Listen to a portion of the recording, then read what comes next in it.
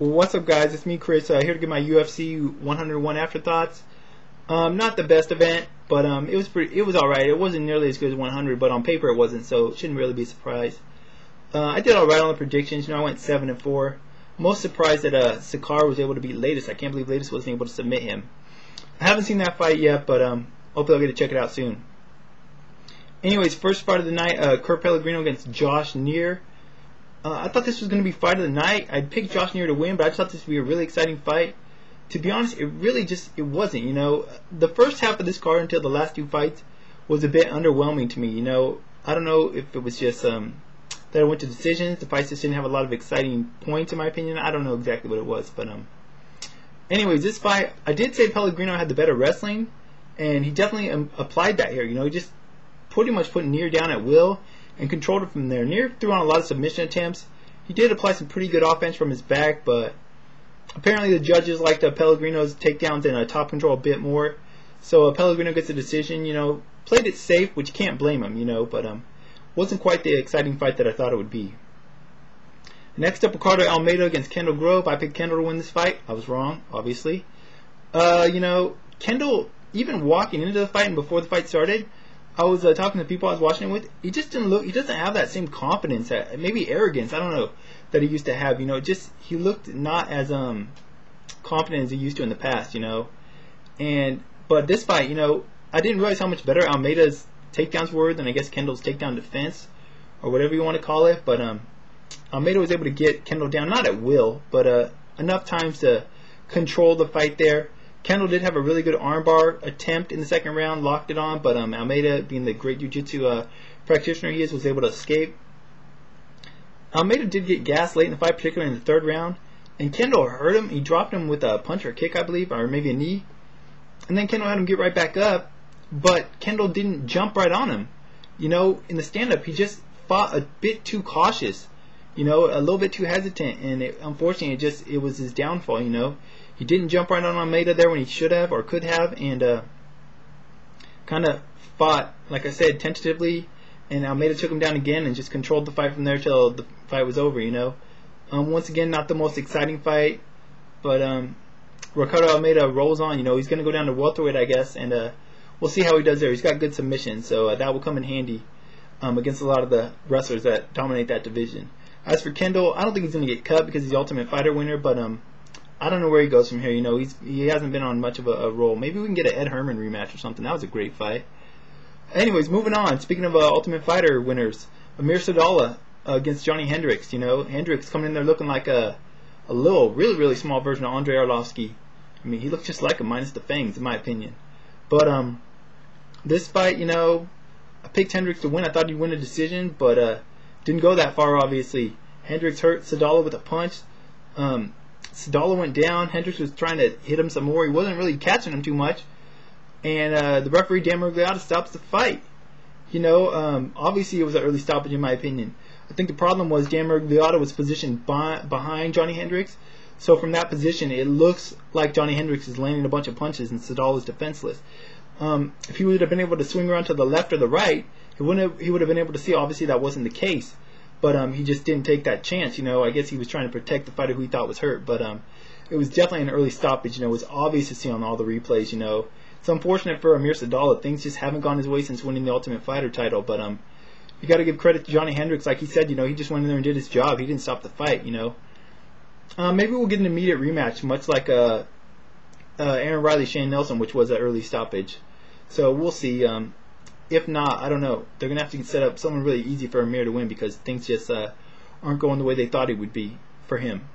Speaking of Aaron Riley, Shane Nelson rematch, Aaron Riley wins a decision here. I'm going to be honest. I didn't really pay a lot of attention to this fight. I did have it on. I was, glancing at it here and there, but it wasn't so exciting that I was kind of just BSing with the people around me, kind of talking to them and stuff, I did see enough of it, obviously, to see that Riley deserved a decision. That goes without saying. But it just wasn't it was kind of like how I said the first half of the card was. Not that exciting.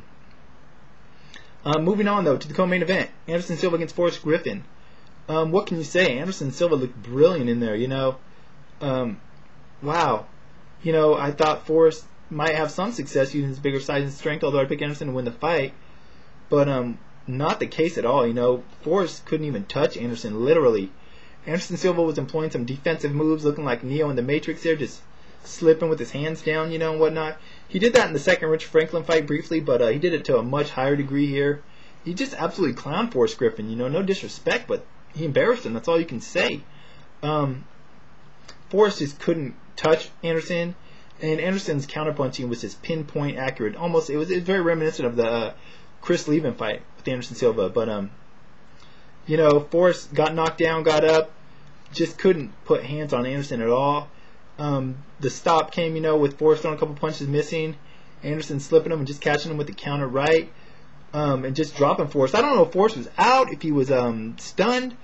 He didn't tap, but it seemed like he waved it up, like he was just saying he didn't want any more. I don't really know what was going on there, but the way that he got up and ran out of the ring afterwards kind of makes you question where his head was at, what he was thinking.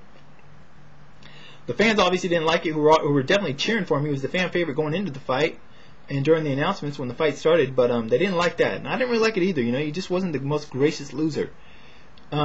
Curious to hear what his thoughts are on that, But Anderson Silva looked great, I guess he's going to fight Dan Henderson next, a rematch. I'm not really looking too forward to that. I don't see what Dan Henderson can do any different than he did in the first fight.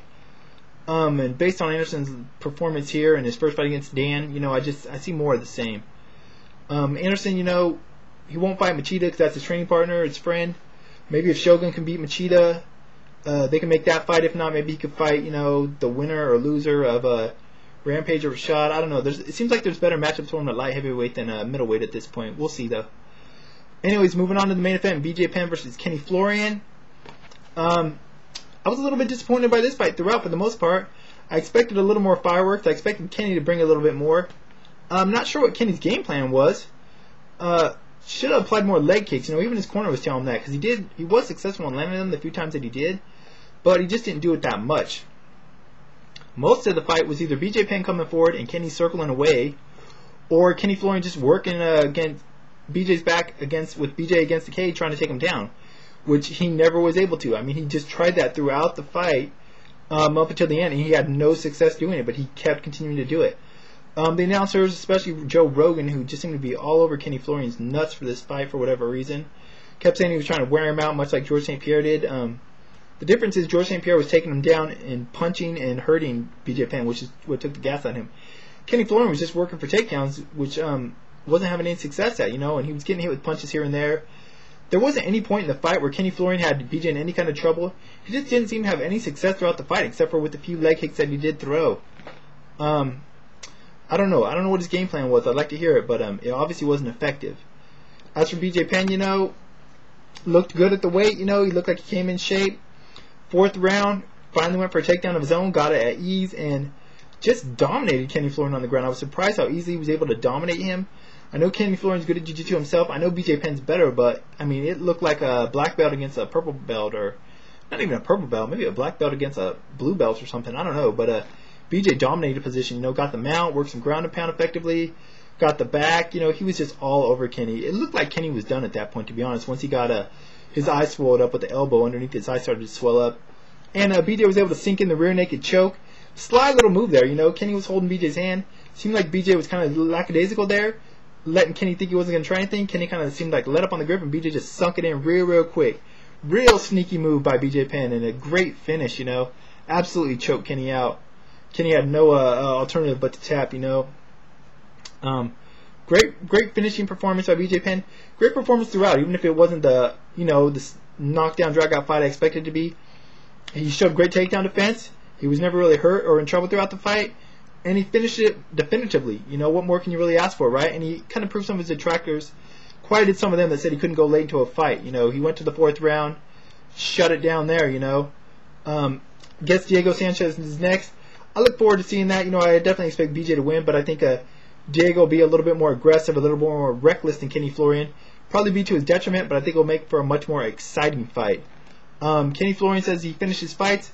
Unfortunately, he was able to finish the fight this time. He got finished, but either way, great performances by BJ Penn and Anderson Silva, who definitely made this card.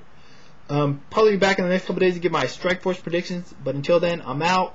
Don't forget to watch WEC tonight. Miguel Torres defending the title against Brian Bowles. I'm out here, y'all.